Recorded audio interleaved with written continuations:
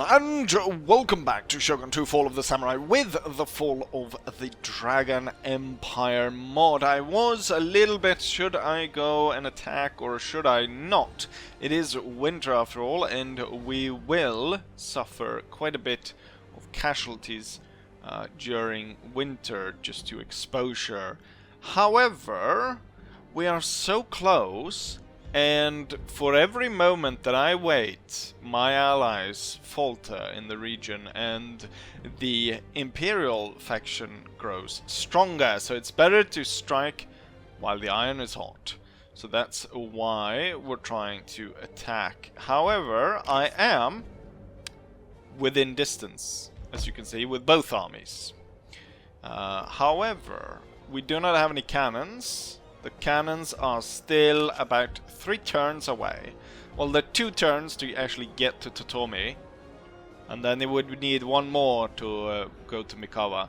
However, I do have my fleet out here, which is only 1 turn away from setting up right outside the castle, being able to bombard it. And given that I hope it's a rather small castle, or the castle, I'm hoping the shape of the castle will enable me to actually gain access to it quite easily with only 2 bombardments. Did a similar thing at another castle.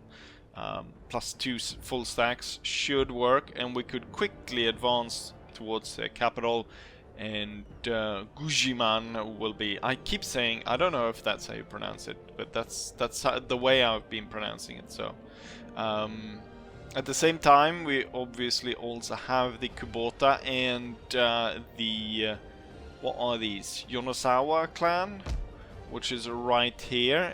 They are currently, they've advanced quite a bit actually. So now they hold 3 territories. They hold this one here, and this one. So right now going against them is not optimal, because I would need an army to actually make sure that they don't push through here into my territory. What I could do is I could relocate one of the armies up here in the north.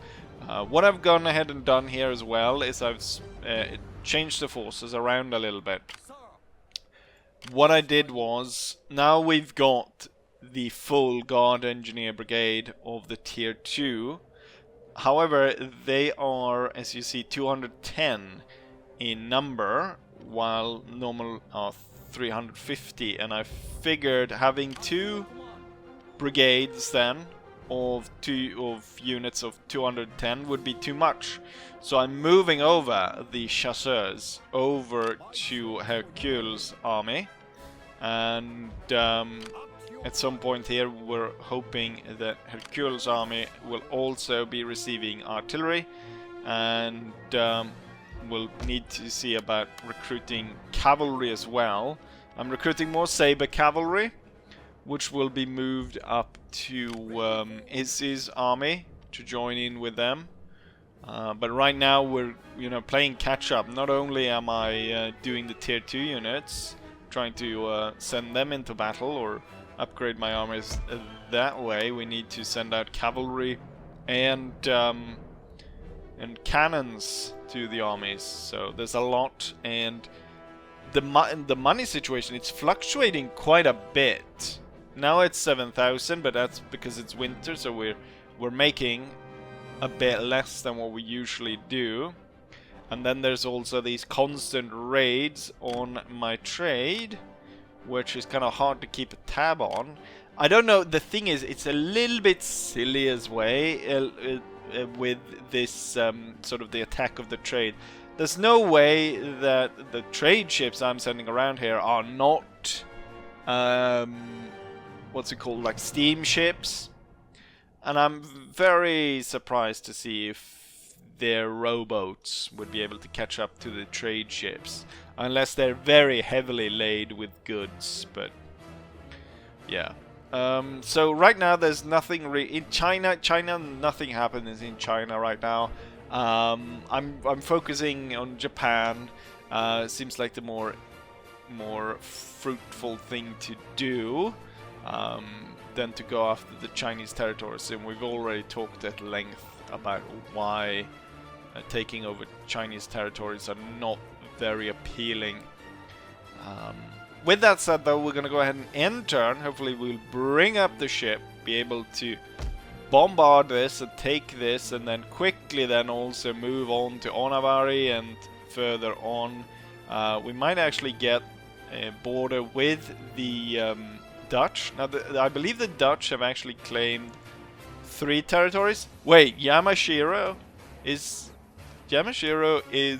Tokyo, right? Kyoto, I mean. I am in command of Tokyo. They've got Kyoto. Kyoto is held by the Netherlands. Dutch hold that. God damn it. Well, I'm sure are they pro-emperor, or they're hostile to us? Because different state allegiance. They are aligned with the emperor. Which is great. It means I can kick them out and take control of the Emperor's capital. With that said, though, let's go ahead and turn and see what our enemies have in store for us. Well, well, well, what have we here? It might be that the siege becomes a lot easier than I thought. An army has pushed through the woods and is coming under attack by our army. It's been ambushed, and for the first time we get to put the Guard Suaves into action. So with that said, let's go ahead and do just that. Can you see it? Can you see it? It's an ambush. It's an ambush. We've got the enemy aligned within this box. I've got the Guard Suaves along the edge here. So these guys have the now longer range of 275. Can reach very far. We've got all 4 of them right there. Then I've got troops lined up along this side. I've not lined up anyone here because I fear they're probably going to shoot each other if I do. There's a risk of friendly fire. Actually, what I could do is there's kind of dip in the ground here in case the enemy tries to escape that way. And I feel like if I put them at the very extreme kind of range from each other. Now these guys don't cover as much of this inside, but they'll probably not be shot by friendly forces. And these guys will then deploy out here to completely block off the enemy. With that said, let's start this slaughter. Jeez, there's kind of a lot more of them than I thought there were. They're lining up to be able to return fire on us. Would be great if you guys would actually fire back here. I guess the ground is so uneven. And now they're starting to fire. Great. And we got some fire going through here. It's not the complete destruction that I maybe thought it was going to be. The ground back here, though, is very flat. So the retreating troops got nowhere to hide. Okay, so I'm losing actually quite a lot of troops back here. And the enemy has been able to put quite the amount of fire down upon us. So you can see a number of units seems to be moving towards here. Not really able to leave though. Guard Suaves are now out of range. So we'll move them up. Together with the rest of the troops here. Right. They're close enough that we can do suppression fire. Which means they're gonna lose some morale. And we can see some of their troops are faltering. We're gonna do that over here as well. I should have done that earlier, I think. hit them with that morale drop. And the only way out for them to retreat is through here. Oh, here we lost a lot of guys. It's gonna be interesting to see how many, how much friendly fire happened during this battle. Unfortunately, because the ground is so uneven, the enemy is able to hide troops in certain areas. What I might have done from the beginning was bring troops out here to swing around earlier. A lot of it is breaking down, but I lost actually surprisingly a high amount of casualties among these troops right here, where they were able to inflict massive amount of damage. But comparatively though, the enemy ended up losing a lot more than I did.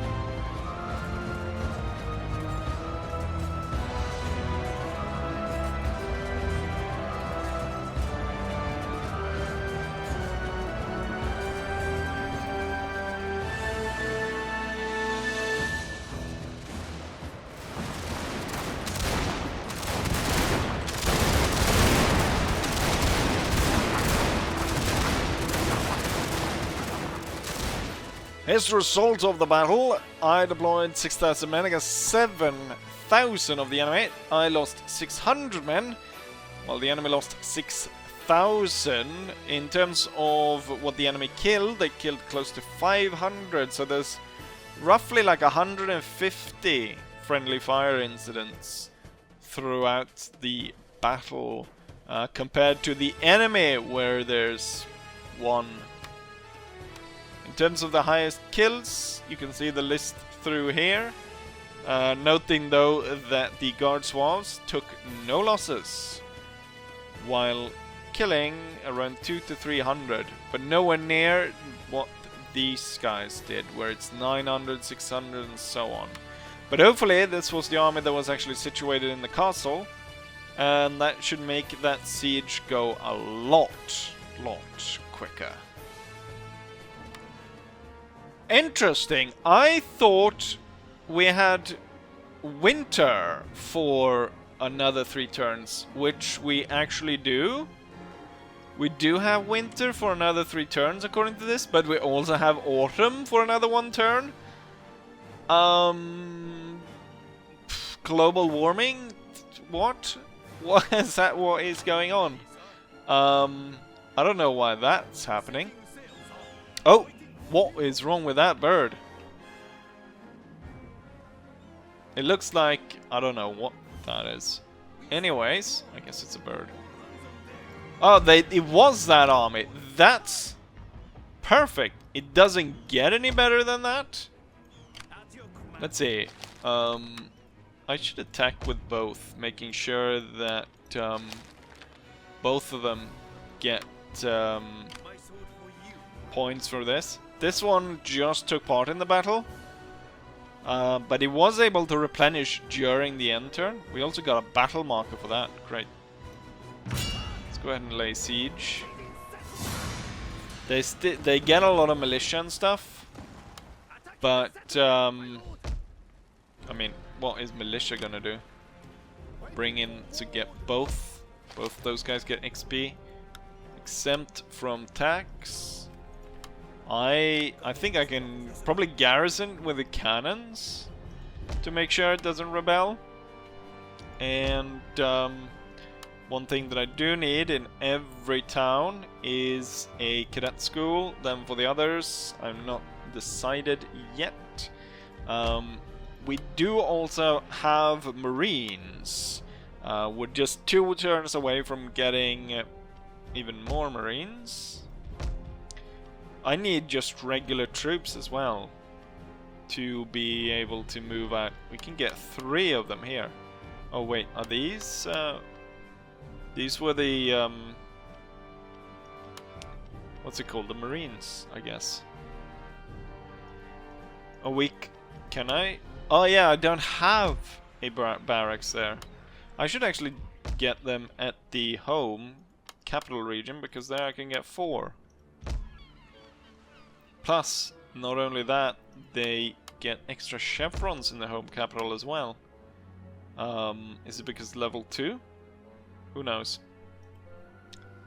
Right. I'm gonna spend that money on a few other places. I think we probably need more police stations to get Shimsuguna. To get the police officers. So we need that probably in a few places. Few more places. That's wonderful. I thought I was gonna have to battle through winter, but that's not the case. And also we should prepare the attacks on these areas. Be ready to attack. What I thought, actually, maybe I should have gone that route up through here. I forgot you can move through here. This area is still very much pro-Emperor, so I want the police officers to stay here for a while.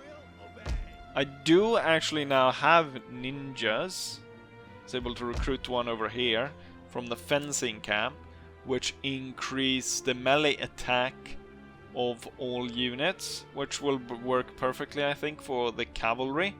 And if I increase the stables to cavalry barracks, they get charge bonus, which is great as well. Right now we do just need a lot of cavalry, and I think I've already checked that the saber cavalry is like one of the better units, but maybe I should just get some hussars and stuff just to or just for the money, in terms of, because the saber cavalry, the units are 140, while most other cavalry units are around 100. If you don't count the dragoons. But I wonder if the dragoons have higher morale. The dragoons have 2 points less in attack. Same in melee defense. And the charge bonus is slightly lower. However, they've got a... they can fire from horseback, of course. Accuracy is 15, so it's quite low. But that's could be quite useful.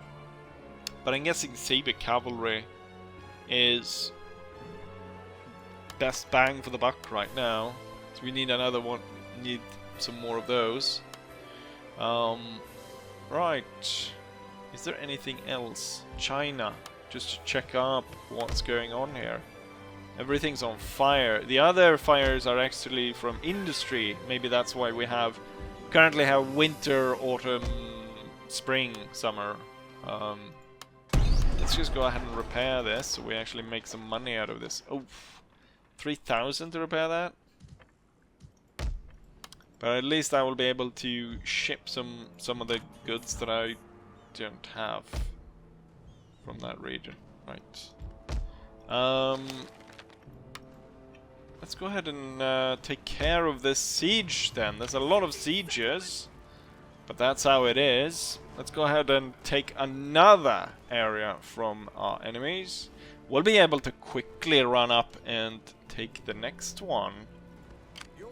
I don't have the movement range to do that in one go, but next turn we could easily jump over there, and hopefully my navy can even run up the coast and be able to bombard that one as well. Just make sure that we don't outrun our supply. Right, there's about 5,000 defenders against 10,000 attackers. I've set it up so that half the Suave Brigade is on one side of the castle and one is on the other. This side is just to drag the enemy's attention over to this side, while on the other side I've hidden all the troops that will try and sneak in undetected. The hidden part of the army now flies into action on the mostly unguarded side of the wall. At the same time as that's happening, the reinforcement army is actually moving up behind the castle. The enemy is bold enough that they actually sally forth out of the castle. However, as we can see, the Suaves make short work of them. The Grenadier Guards from the reinforcement army have taken up a position on the hill behind the castle, able to lay fire in towards the most inner courtyard. Time to rattle the most inner courtyard with a bombardment. Let's open up the gate and destroy the towers. The second bombardment falls on the most inner courtyard as well, hoping to open up the gate and destroy the walls, making it easier for my troops to assault. With the Guard Zouave having suppressed and killed off the wall, it is now time to begin the assault.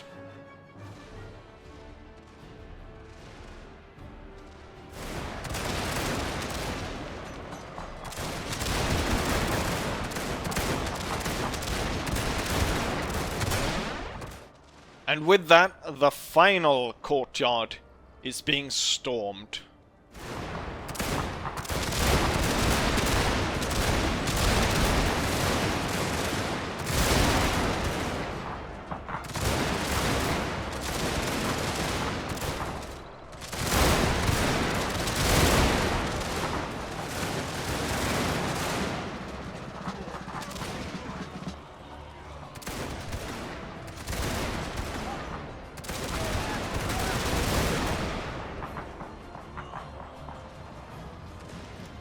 And with the innermost castle secure, the garrison has to surrender. Here's the result of the battle. We deployed 11,000 men, compared to about 5,000 that held the castle. We lost 217, and we killed all of them. In terms of who killed what, it's the Guard Zouaves. Their longer range came into play. They were able to kill quite a few of them.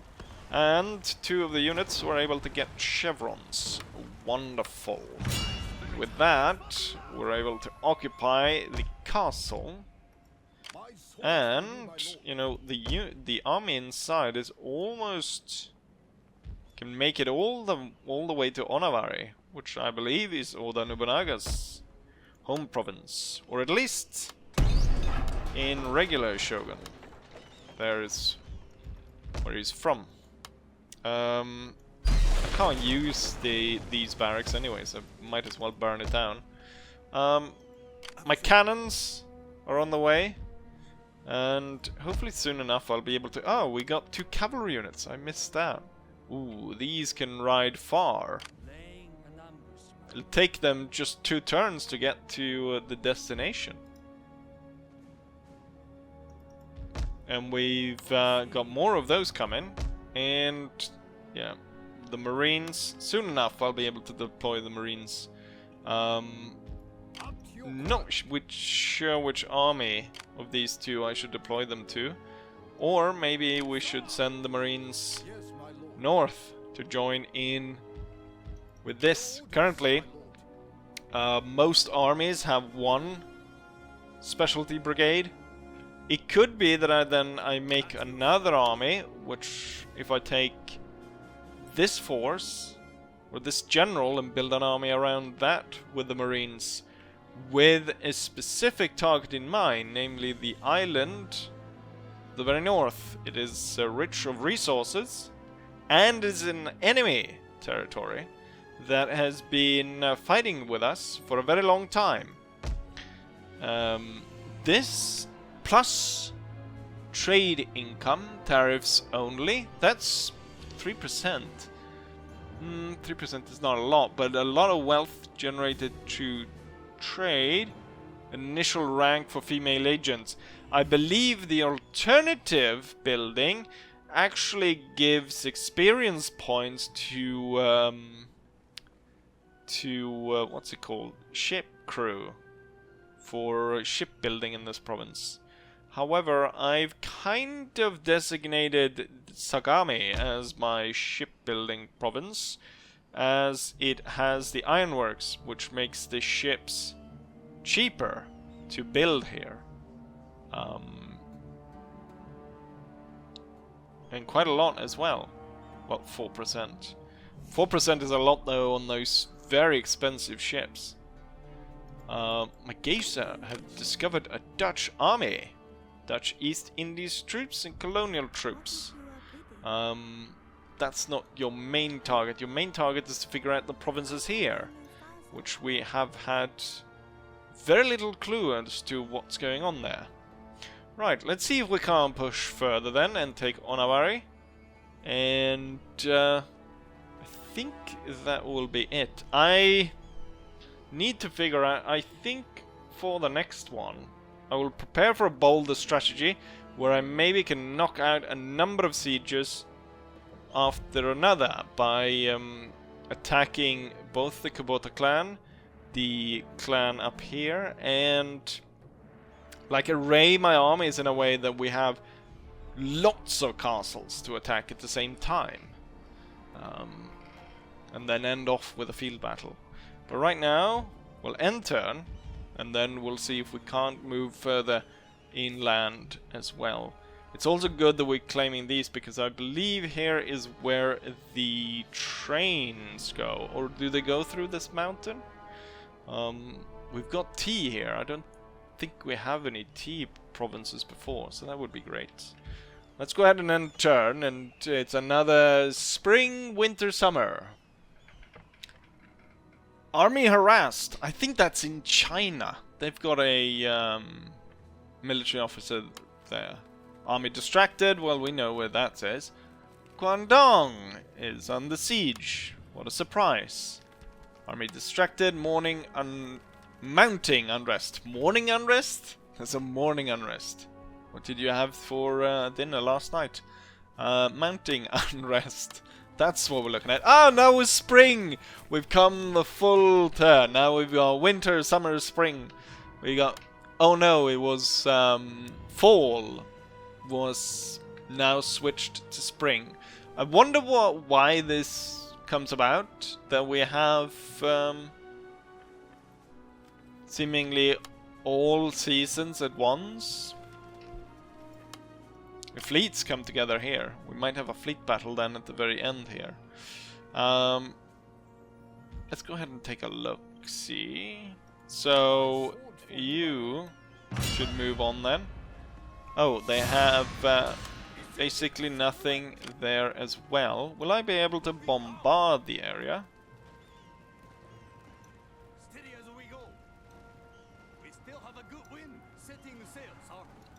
Yes, I will.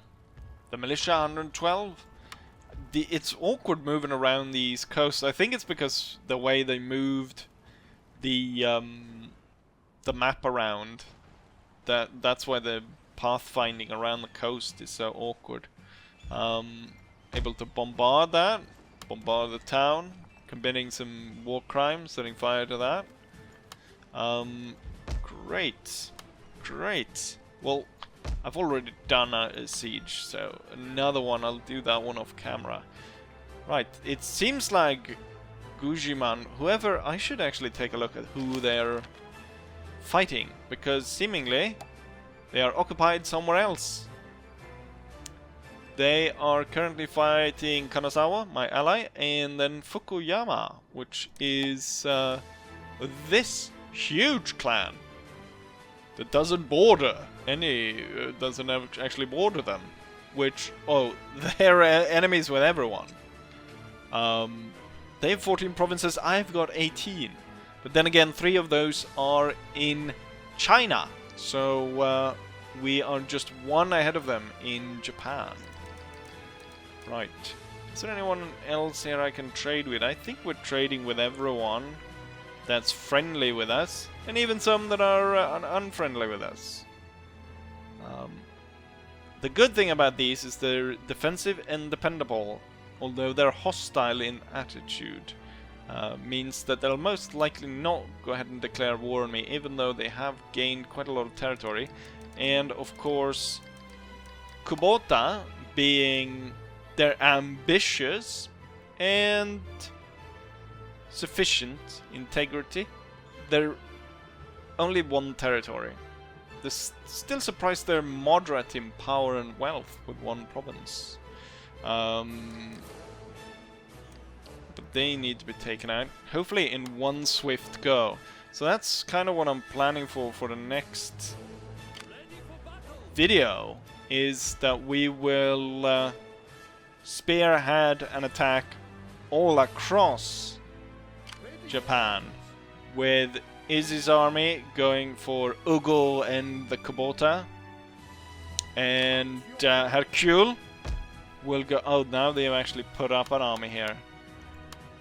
Would need artillery then to try and break through here, or just lay a siege. It is kind of a mountain pass that goes through here, so it wouldn't be that bad if you know, I were to there was an attack to come in here. Some troops moved over to try and relieve the siege. But I should probably already start working on cannon. We have 2 cannons on the way for this army. And then that one has to... we need, though, more cannons. You can never do with... we need another 2 cannons. And that is for the naval force. We're going to try and build a force around that, which will be launched against the northernmost area. I've got my spy here, newly recruited. And, oh yeah, I forgot about garrisoning anything here. That could have gone bad in terms of them potentially revolting. Probably recruit some extra troops, maybe some special troops for another brigade for one of these armies. Perhaps